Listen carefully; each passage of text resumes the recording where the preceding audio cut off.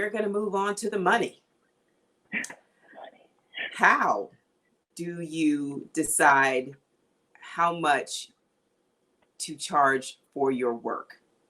Because I would love to say, this thing is $1 million. That's it. That is what it is.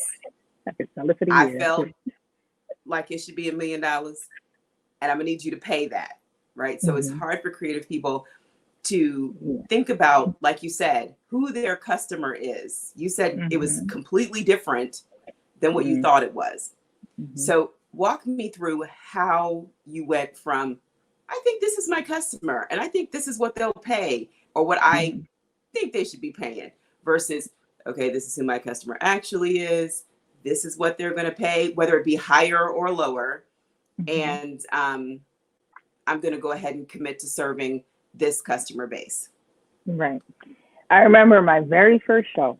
It was at a flea market here. I live in Douglasville, which is right outside of the city of Atlanta.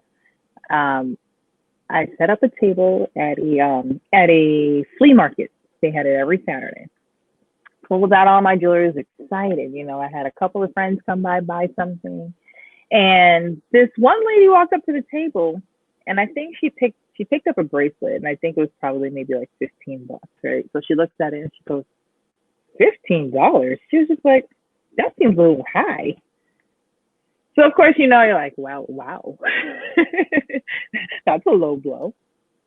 Fast forward 4 months later, I did a craft show. I think it was around holiday time at a school. It was still in the Metro Atlanta area. It was in the probably a little bit more affluent neighborhood.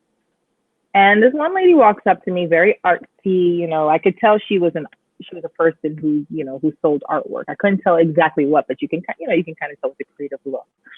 Turned out she was like some kind of like marketing director somewhere. And so she was looking at my stuff and she said, I think your prices should be much higher than what it is.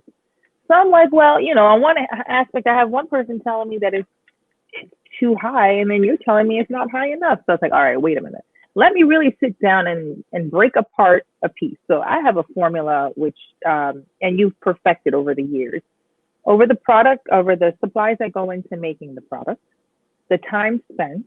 And this is where a lot of people have a lot of trouble, is really calculating what they believe their hourly time should be, or whatever their rate should be.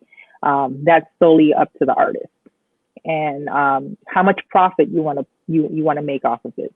Add in shipping, add in packaging, and then even make room for if you put this item on sale, and really just kind of like playing with numbers to kind of see.